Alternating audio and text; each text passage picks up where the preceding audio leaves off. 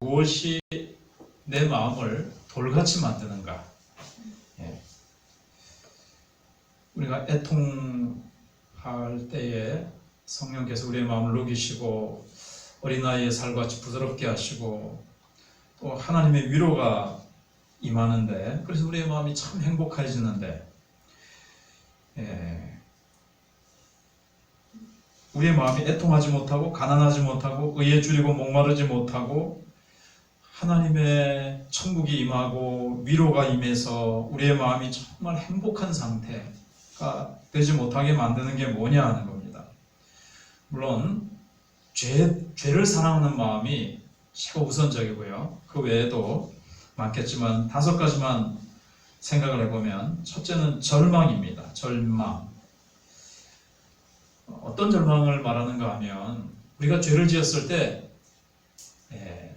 우리의 속에서 혹은 사단이 네 죄는 용서받을 수 없어, 다른 모든 죄는 다 용서받아도 이번에 네가 지은 그 죄만큼은 용서가 안 돼, 이런 식으로 이제 절망이 오는 거예요.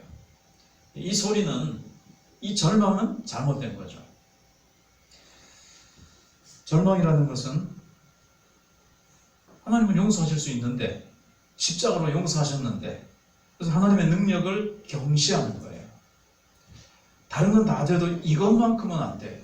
이것만큼이 어디 있어요? 우주보다 더 큰 죄를 짓는다 할지라도 하나님의 자비하심은 우주를 덮고도 남으시기 때문에 절망은 없습니다.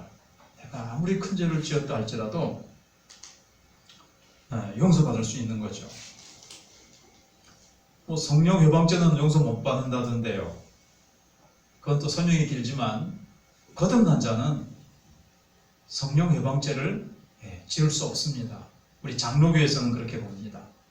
다른 교단에서는 또 다르게 볼 수 있지만, 우리 장로교에서는 하나님 한 번 구원, 영원한 구원, 그렇게 보기 때문에 아무리 큰 죄를 지었다 할지라도 하나님께서 그 죄를 능히 용서하실 수가 있고, 또 하나님은 이 죄는 용서할 수 없으실 거야. 이거는 그리스도의 보혈을 또 과소평가하는 거예요. 깎아내리는 거죠. 그리스도의 보혈이 용서 못할 그런 죄가 어디 있겠습니까? 그리스도의 보혈은 어떠한 죄든지 다 덮으실 수 있다는 거죠. 그래서 절망은 하나님의 은혜를 또 깎아내리는 것이고, 하나님을 실제 모습에서 끌어내리는 거예요. 하나님은 은혜의 보좌에서 얼마든지 우리의 무거운 죄의 짐을 가지고 주님 앞에 나와서 하나님 앞에 토해놓는다 할지라도, 하나님께서는 그 죄를 가지고 주님 앞에 나오기만 하면 다 용서해 주십니다. 그건 이제 우리가 지난 수요일날 생각을 해봤습니다. 그래서 하나님도 이 죄는 어떻게 할 수가 없어, 내가 이런 절망의 구렁텅이에 빠진 여기서 하나님도 나를 구해내실 수가 없어 라는 이 절망은 잘못된 거예요. 나는 희망이 없어. 이것도 절망의 언어는 이 하나님의 자비를 자신의 그 무지 뒤에다가 숨기는 거죠. 은혜를 의심 뒤에다가 숨겨버리는 겁니다. 상황이 아무리 나쁘게 됐다 할지라도, 우리가 아무리 악의 구렁텅이에 빠졌다 할지라도, 우리가 하나님의 은혜를 구하면 하나님의 또 은혜는 찾아오셔서 우리를 바꿔주실 수가 있고, 하나님은 우리를 건져주실 수가 있습니다. 두 번째, 우리의 마음을 이제 돌같이 만드는 것은, 이제 절망하면 우리의 마음이 돌같이 되는 거죠. 그 다음에 자만입니다. 자만은 또 어떤 건지 아시죠? 난 그렇게 나쁜 사람이 아닙니다.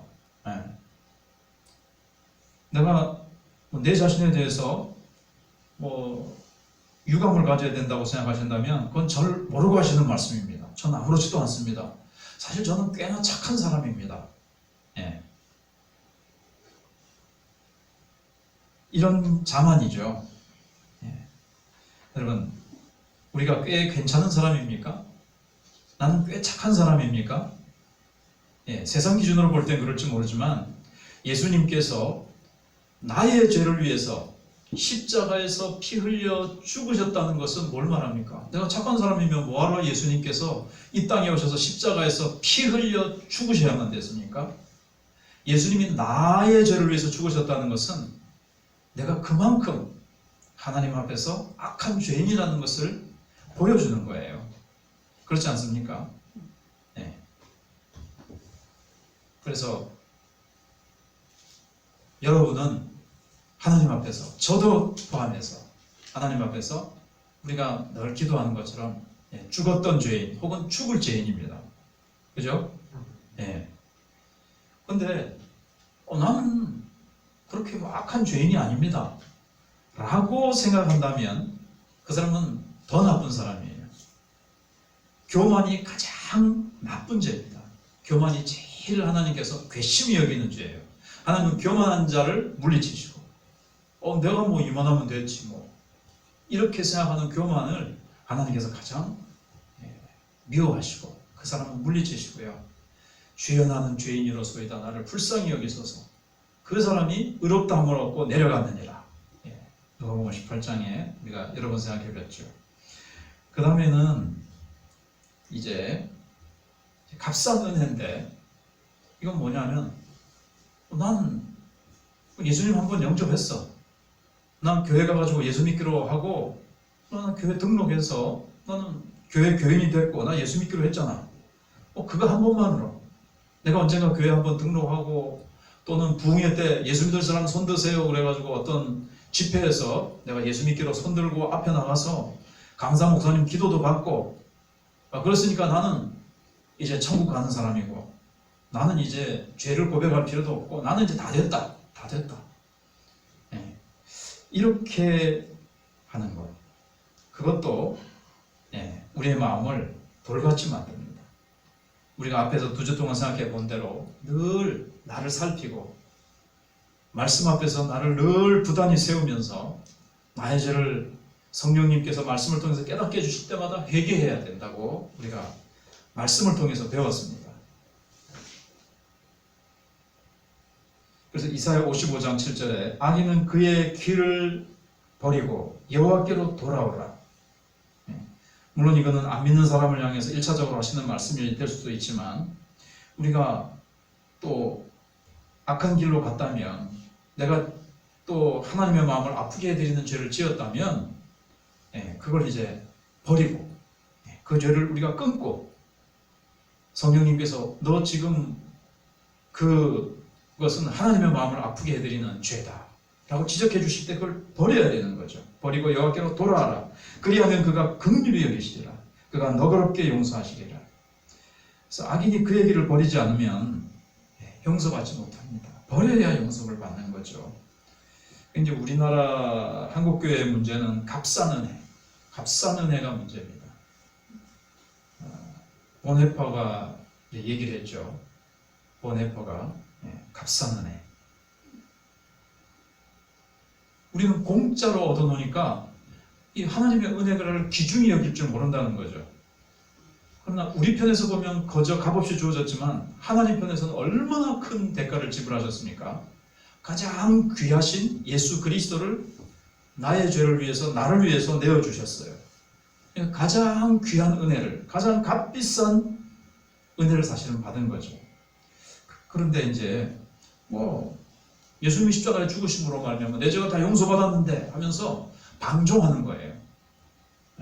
나는 이제 죄사함 받았고 나는 천국 가는 티켓 따놨고 주님이 내 모든 과거와 현재와 미래의 죄를 다 용서해 주셨고 나는 하나님 자녀 됐는데 그러면서 자신을 늘 하나님 앞에서 돌아보지 않고 회개하지 않고 그 다음부터 이제 내 마음대로 살아간다면 그러면 이제 그건 방종이죠.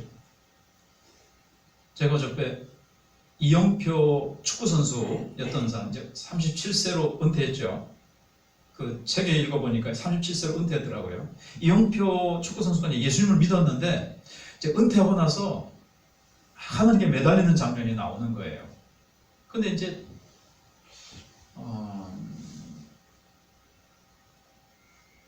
한 달인가 하나님 앞에 죽으라고 매달리는 거예요. 그런데도 그냥 뭐 마음이 새벽기도 갔다 와서 아침 먹고 또 교회 가서 기도하고 찬송하고 말씀 보고 또 다시 점심 먹고 기도하고 찬송하고 말씀 보고 저녁 먹고 기도하고 찬송하고 말씀 이렇게 매달리면서 한 달 동안 5kg가 빠지는 거예요. 그런데 마음은 너무 이제 조금 전에 말씀드린 대로 돌같이 너무 괴롭고 힘든 거예요. 그러다가 뭐 하나님이 마음에 주시는 그 메시지인지 직접이란 말 안 하고 하나님이 너의 진짜 주인은 누구냐 이렇게 물으시는 것 같더라는 말이죠. 얼른 대답을 못하고 이러고 있는데 하나님이 한 번 더 너의 진짜 주인이 누구냐? 자기가 생각해 보니까 예수는 믿었지만 진짜 주인은 내였다는 말이죠. 나였어요. 그래서 그때 다 내려놓고 나의 모든 인생의 모든 것들을 주님께 이양합니다. 주님이 내 인생의 주인입니다.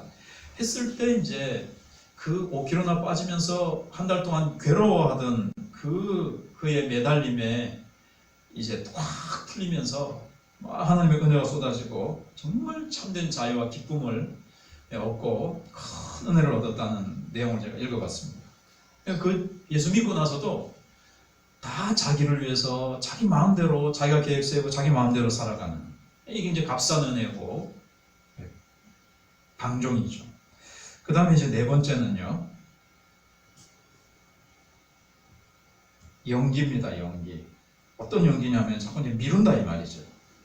회개해야 되는데 좀 하나님 앞에 나가서 나를 살피고 내가 지금 뭔가 영적으로 지금 많이 막혀 있고 죄가 많이 쌓여 있는데 성령님께서 회개할 시간, 너를 돌아보면서 너를 성찰하면서 회개할 시간을 가질 것을 자꾸 뭔가 이렇게 다윗이 회개하지 않을 때 주의 손이 주야로 나를 누르심으로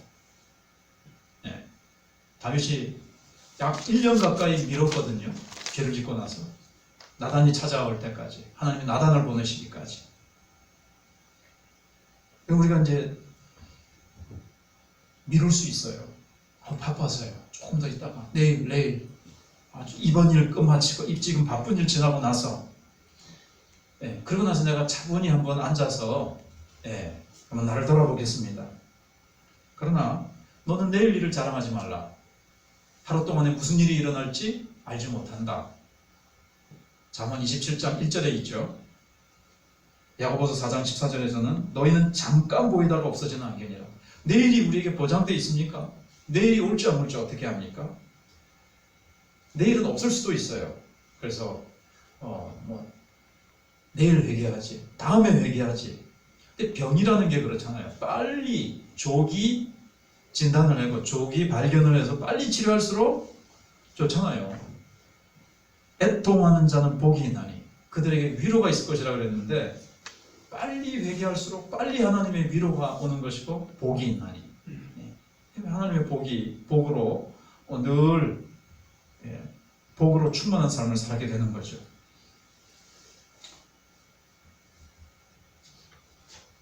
그 다음에 다섯 번째는 이제 경박입니다.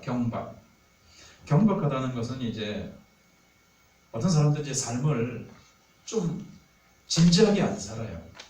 실제적으로 안 산다는 거죠. 원래 인생이라는 것은 단 한 번밖에 없는 건데 얼마나 중요하고 실제적인 겁니까? 이게 우리가 알듯이 장난입니까? 이게 지우개로 지울 수 있는 겁니까? 아이고 잘못 살았네. 다시 한번 살면 되지 이게 됩니까? 노래해도 지우개로 지울 수도 없는 인생이고 이게 한 번 가면 다시 오지 않는 인생인데 전도에 대해서도 전에 제가 종종 말씀드렸듯이 전도할 때 예수, 복음에 대해서 그냥 좀 알아보려고 하지 않는 사람들은 자기를 사랑하지 않는 거예요. 자기의 인생을 진지하게 생각해 보지 않는 사람은 이미 이 복음에 대해서 경멸하는 거예요. 우리가 정말 진지하다면요, 저 사람이 왜 저렇게 참 절박하게, 저 사람이 보니까 저 사람도 자기 할 일 많을 거고 자기 인생이 있었는데 뭐하러 저렇게 자기가 믿는 예수를 전할까? 이렇게 생각해 볼 수 있거든요. 그리고 이제 복음을 들었을 때 예수란 분이 진짜 그런 분일까? 정말 하나님의 아들일까? 한번 알아보자. 이렇게 되거든요. 근데 그렇게 하지 않고 그냥 한다는 건 자기의 인생을 진지하게 돌아보지 않는 거예요. 근데 경박하다는 건 뭐냐면 자기의 인생이 정말 이게 실제적인 건데 현실이고 정말 중요한 것이고 진지하게 자기 인생을 살아가야 되는 건데, 간단하게 말씀을 드리면 현대인이 어떻습니까? 뭐 어제 요즘 매일 텔레비전을 보면 서울 경기도 전국적으로 식당이나 어떤 데는 좀 이렇게 뭐가 지켜지는데 사람들이 거리 유지도 하고 어떻게 하는데 어디만은 사람들이 잘 거리 유지도 안 하고 그냥 엉망으로 돌아가는 데가 어디였죠? 클럽입니다. 술집, 춤추고 술 마시고. 이게 뭐냐면 이 진지하게 살아야 될 인생에 대해서 그냥 웃고 잊어버리고 심각한 문제나 진지한 문제나 내 인생에 대해서 정말 직면해 보면 참 사람이 진짜 심각해지거든요. 여러 가지 문제점들이 드러나거든요. 그러니까 자기에 대해서 마주치고 싶지 않으니까, 현실을 직면하고 싶지 않으니까 그냥 즐기는 거예요. 내일이야 오든 말든 부어라 마셔라, 오늘 밤을 즐기자, 이러면서 그냥 그러는 거죠.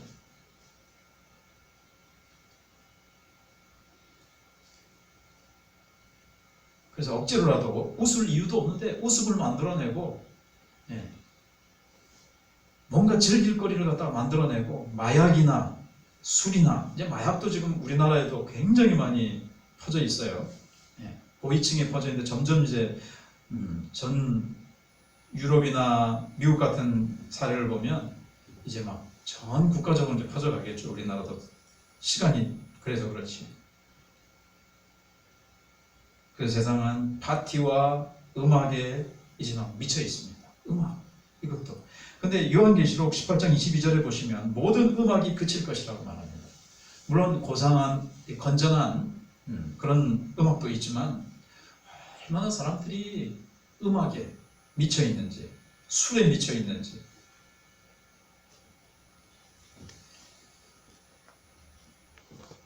그 다음에 이제 애통하는 자가 되는 법에 대해서 이제 생각을 해보겠습니다. 애통하는 자.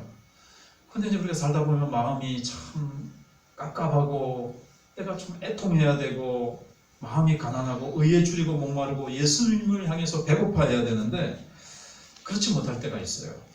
그럴 때 어떻게 해야 되는가? 한 가지 방법은 우리가 너무나 잘 아는 건데, 지금 5가지 말씀드린 것도 다 아는 거죠.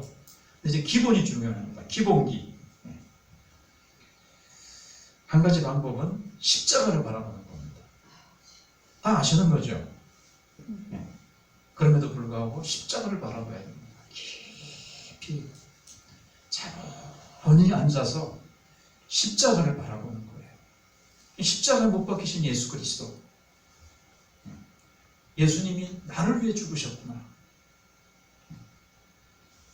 그거를 깊이 묵상하는데도 내 마음이 애통해지지 않는다면 계속 바라보는 거죠. 기도 속에서 십자가에 나를 위해서 못 박히신 주님을 바라보는데도 내 마음이 깨어지지 않고 녹아지지 않고 애통해지지 않는다면 방법이 없는 겁니다. 저도 그거는 이제 그 다음 방법은 없어요. 십자가를 바라보는 데서도. 그래서 여러분에게 애통한 마음, 가난하고 굶주린 심령으로 의에 줄이고 목마른 심령이 되고 싶은데 그게 안 되고 있다면 십자가를 차분히 바라봐야 됩니다. 그 속에서 정말 예수 그리스도가 얼마나 나에게 필요한 존재인지, 공기 없이는 혹시 살 수 있을지 몰라도 주님 없이는 나는 살 수 없다라는 그런 갈급함을 가지고 주님을 붙잡게 될 것입니다. 또 한 가지는요, 성경에 나타난 죄에 대해서 공부, 그러면 여러분 뭘지 모르지만 저는 이렇게 안 되면 묵상하는 거죠. 공부를 해봐야 돼요. 죄에 대해서. 다윗은 어떻게 했는가? 죄에 대해서. 우리가 이제 지난 수요일 생각해봤습니다. 다윗은 이런 고백을 했습니다. 나의 근심이 항상 내 앞에 있사오니 내 죄악을 아뢰고 내 죄를 슬퍼함이니이다. 그는 어머니 모태에서 내가 죄악 가운데 태어났다는 것을 알았고, 죄가 항상 내 앞에 있다는 것도 알았고, 죄에 대해서 그가 참 깊이 알았죠. 죄를 잘 모르면 어떻게 될까요? 죄를 뭐 경히 여기고, 그러니까 자꾸 이제 죄를 짓고, 안 그래야지 그러고 또 죄를 짓고, 내가 얼마나 죄인된 존재인가, 그리고 내 속에 있는 죄의 세력, 죄의 실체를 알아야 우리가 이제 죄를 피하고 죄를 성령의 능력으로 이기며 살 수가 있는 거죠. 죄를 모르면 다음엔 내가 안 그래야지, 내 의지로, 내 결심으로 해보려고 그러겠죠. 내 결심과 됩니까? 내 결심 약하여 그렇게 되는 거죠. 또 넘어지고 자빠지고. 이사야는 화로가 나여 망하게 되었도다. 나는 입술이 부정한 사람이요. 자기 입술이 부정한 사람이라는 것을 하나님 앞에서 깨달았어요. 이렇게 죄라는 것에 대해서 좀 성경에서 여러분이 공부를 꼭 뭘 노트를 펴놓고 안 쓰고 안 그래도 성경을 천천히 읽으면서 이번 이제 뭐 창세기부터 요한계시록까지 읽고 새로 읽을 때는 죄에 대해서 한번 이제 보면서 한번 읽어보자. 그리고 자기한테 이제 하나님께서 특히 와닿게 하시는 성경 구절을 뭐 적어볼 수 있겠죠. 주제별 성경 공부처럼. 그 다음에 예레미야를 또 연구해 보는 거예요. 백성들의 죄를 위해서 울었던 예레미야. 베드로도 주님을 만났을 때 주여 나를 떠나소서 나는 죄인으로서이다. 누구든지 주님을 만날 때 이 자신이 죄인이라는 것을 깨닫죠. 바울도 주님을 더 깊이 만나고 주님께 가까이 가면 가까이 갈수록 자신이 죄인 중에 괴수라는 걸 깨닫습니다. 처음에는 성도 중에 가장 작은 자, 성도들 중에 제일 꼴찌 그랬다가 맨 처음에는 사도들하고 비교를 했어요. 사도들 중에 꼴찌 자기는. 그 다음에는 성도들 중에 꼴찌, 나중에는 죄인들 중에 꼴찌. 근데 그 말은 이제 괴수다 이 말이죠. 죄인들 중에서 제가 가장 왕초 죄수라는 거죠. 이런 것들을 보면 하나님의 사람들이 얼마나 죄에 대한 인식을 깊이 가졌는가를 알 수가 있어요. 그러니까 성령 충만하면은요, 죄에 대해서 예민해져요. 맨날 죄. 또 죄 지었나? 이렇게 되는 것은 아니지만, 성령 충만하면 기쁨과 은혜가 충만하고, 그렇지만, 그러나 완벽하지 않잖아요, 이 땅에서 아직. 그러나 조그만 죄만 지어도 벌써 팍 오는 거죠. 아파하고, 하나님 되게 아파하시겠네. 그리고 이 죄가 이웃을 아프게 했다면 정말 그 이웃이 많이 아팠겠네. 어떤 죄에 대해서 그렇게 되는 거예요. 죄라는 것. 왜 애통하냐 하면 이웃을 생각하기 전에 방금 말씀드린 것처럼 하나님의 법을 깨뜨렸기 때문에, 하나님이 주신 법이고 이것은 하나님의 마음을 아프게 해드린 거예요. 물론 그 죄가 우리를 망치기 때문에 하나님이 사실 아파하시는 게 있어요. 이 하나님의 법은요, 다 우리의 행복을 위해서 주어지신 거예요. 신명기서에 보시면 신명기 10장인가요? 있죠? 10장 13절인가 제가 오래돼서 물론 신명기 이제 하나님의 우리에게 율법과 계명과 하나님의 말씀 주신 것은 다 우리의 행복을 위해서 주셨다고 그러셨어요. 근데 우리가 그 하나님의 법을 깨뜨리면 물론 하나님의 그 공의를 우리가 짓밟는 거기 때문에 하나님이 아파하시기도 하시지만, 우리가 죄를 지어서 우리가 스스로 불행으로 가니까 하나님의 마음이 아파하시는 거죠. 아무튼 죄는 하나님을 아프게 해드려요. 그래서 아픈 거예요. 우리가 성령 충만하면 주님을 막 사랑하는 마음이 생기는데, 사랑하는 주님의 마음을 아프게 해드렸어. 우리가 사람도요, 내가 사랑하는 자녀 혹은 사랑하는 사람을 아프게 하면, 아파하면 나도 아프죠. 그죠? 그것처럼 하나님을 아프게 해드렸기 때문에 내가 이제 아픈 거예요. 그래서 아주 예민한 거예요. 그리고 죄는요, 하나님의 사랑을 무시하는 거고, 이 죄라는 건요, 조금 전에도 말씀드린 것처럼 우리에게 정말 영향을 미쳐요. 당장은 안 오는 것도 있겠지만은, 그러나 이 죄는 언젠가는 우리에게 정말 철저하게 영향을 미칩니다. 그러니까 하나님이 아파하시는 거죠.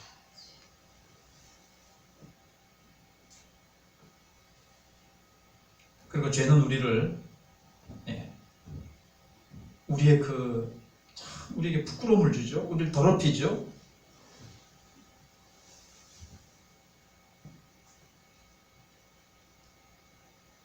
그 다음에 하나님의 영광과 또 우리에게 주시는 그 영광이 있잖아요.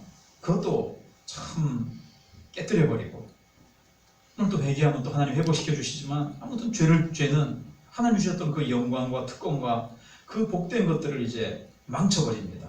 앞에서 우리가 다윗이 범죄하고 토해놓지 않을 때 얼마나 그의 심령이, 또 그의 영광이 얼마나 그 손상을 당합니까? 그 아름다웠던 그 모습, 그 영광스러운 그 모습, 하나님께 붙잡혀서 나라를 잘 다스릴 때는 얼마나 참 멋있었습니까?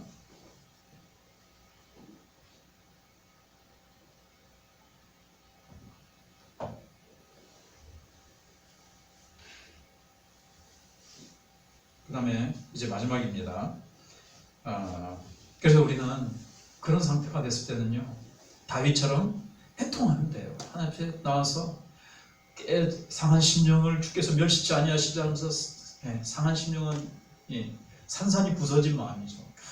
주님 앞에 내 마음을 깨뜨리면서 내 죄에 대해서 아파하면서, 이 죄가 하나님의 마음을 아프게 해드렸습니다 하면서 그냥 아파하면서 애통하며 통회하는 마음을 달라고 기도하면 하나님이 왜 그 마음을 안 주시겠어요?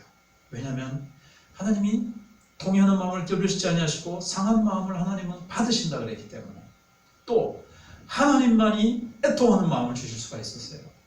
회개하는 마음은 하나님만이 주실 수 있으세요. 이게 내 마음대로 이게 안 돼요. 그죠? 어떨 때는 회개하고 싶은데 회개가 안 되잖아요. 자꾸 머리로는 회개해야 되는 건 아는데 안 될 때가 있는 걸 한번 체험을 하셨을 겁니다. 그래서 회개도 내가 하는 게 아니고 내 마음대로 내 힘으로 내 의지로 하는 게 아니구나. 내가 하는 게 아니까 가만히 있으면 되겠네는 아니지만, 그래서 하나님만이 통회하는 마음을 주실 수 있다는 것을 알아야 됩니다. 그리고 하나님 앞에 진정으로 통회하는 마음으로 나가는 자를 하나님이 물리치시겠습니까? 하나님이 기다리시는데요. 그 다음에 이제 마지막으로 내가 애통하는 자인지 어떻게 알 수 있는가? 나는 지금 애통하는 자의 상태에 있는가? 애통하는 자를 지난 수요일인가 그 지난 수요일인가 제가 정확히 기억은 안 나지만, 이 애통은 한 번만 애통하는 것이 아니라 늘 애통한 상태로 있어야 된다고 했죠. 근데 아까 말씀드린 것처럼 늘 슬퍼 애통하기만 하면서 늘 질질 짜라는 얘기는 아니죠. 두 가지가 우리 속에는 있는 거죠. 참 모순되죠. 우리 속에 성령으로 말미암아 늘 희락과 기쁨이 있어요. 성령 안에서 하나님의 나라는 먹고 마시는 것이 아니라 성령에서 의와 평강과 희락이라, 의와 평강이 희락이 있어요. 그래서 또 한편으로는 또 늘 나는 부족합니다. 주여 나는 부족합니다. 이런 애통함. 주님, 제가 오늘도 주님 앞에 주님 뜻대로 살지 못한 부분들 성령님께서 깨닫게 해주실 때 또 애통하고, 이것이 이제 같이 가는 거죠. 그게 있느냐?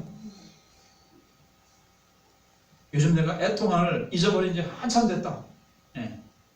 애통하고 빠이빠이 한 지가 굉장히 오래됐다. 이렇게 됐는지, 계속 내가 이 성령으로 말하면 애통한 자인지 알 수 있는 거는요, 앞에 말씀드린 것처럼 죄에 대해 내가 민감한지. 죄 지어도요, 아이고 뭐 이 정도 죄야 뭐, 아이고 뭐 목사님들도 총회장님도 뭐 더 큰 죄도 막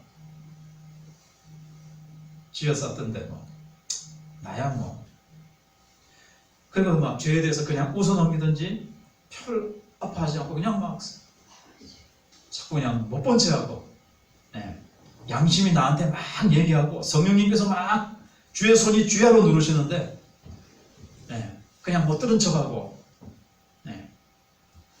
안 들려요, 안 들려요, 귀 막고 영적으로 자기가 마음으로 성령께서 하시는 얘기를 못 듣는 것처럼 막 딴전 피우고, 다윗이 그랬겠죠. 1년 동안 딴전 피우고 더 자기의 죄를 합리화하면서 그 죄를 막 가리고 막 그랬잖아요.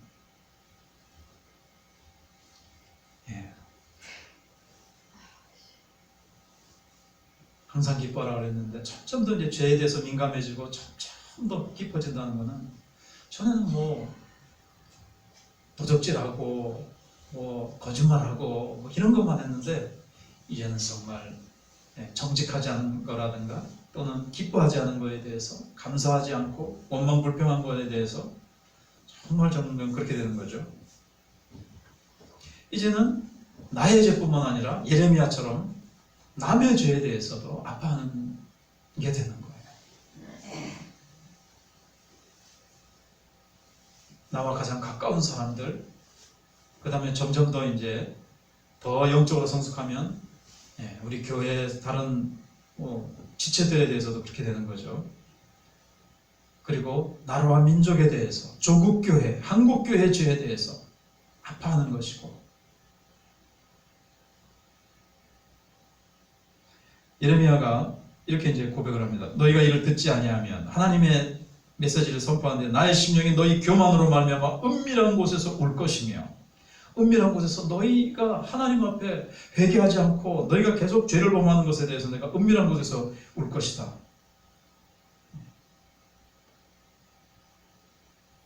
예수님께서도 우리가 잘 아는 대로 예루살렘아 예루살렘아 암탉이 그 새끼를 날개 아래 모은 같이 내가 내 자녀를 모으려 한 일이 몇 번이더냐, 그러나 너희가 원치 아니하였도다 하시면서 예수님께서 예루살렘을 바라보시면서 우셨습니다.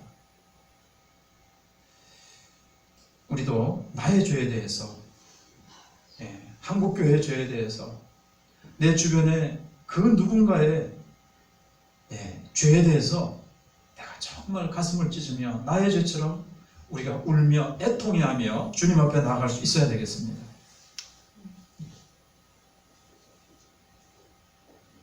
그래서 우리는 진정으로 나의 죄와 주변의 죄를 위해서, 나라와 민족의 죄를 위해서, 한국교회의 죄를 위해서 내가 슬퍼하며 우는지, 나는 많이 둔감해져 있고 많이 돌처럼 무감각해져 있지 않은지 우리 자신을 한번 돌아봐야 되겠습니다. 내가 애통하는 자라면 한국교회의 죄를 아파할 것이고 이 민족의 죄를 아파할 것입니다. 진짜 끝으로 한 가지인데요. 내가 애통한 자인지 알 수 있는 것은 죄에 대한 민감한 것이고, 두 번째는 하나님의 용서를 내가 의식하고 있는지.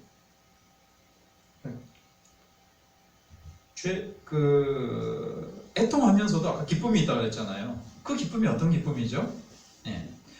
애통하는 자는 복이 있나니 저희가 위로를 받을 것이며, 애통해 하면 그 앞에서 우리가 2주 동안 배운 거예요. 애통하고 회개하면 어떤 게 주어집니까? 용서의 기쁨이 주어지죠. 그 위로. 사실은 십자가에서 용서받은 거예요. 내가 오늘 지은 죄를 내가 깨닫고 오늘 회개하지만, 오늘 내가 회개한 이 죄는 사실상 2000년 전 예수님께서 십자가에서 해결하신 거죠, 사실은. 그럼에도 불구하고 2000년에 해결하셨는데 왜 또 회개해야 됩니까? 그거는 또 지난주에 말씀드렸고 깊이는 말씀은 못 드렸지만, 하나님과의 간단하게 말씀을 드리면, 한 가지만 말씀드리면, 하나님과의 교제 때문에 그런 거죠. 다 용서해 주셨지만 내가 계속 회개하지 않고 살아가면요, 주님과의 교제, 주님과의 동행의 문제가 생기죠.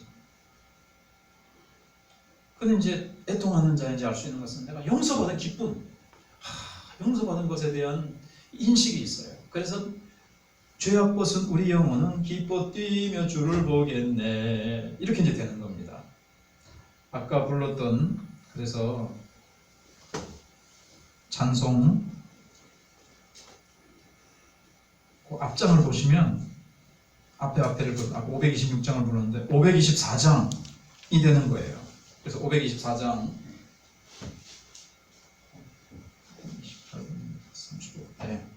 524장을 이제 부르시고 이제 기도하시다가 돌아가시도록 하겠습니다. 524장 갈 길을 밝히고 계십니다.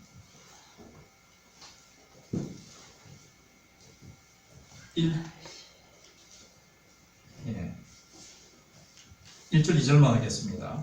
갈 길을 밝히고 계시니 주 앞에 빨리 나갑시다. 우리를 찾는 구주 예수 고도로 하시네.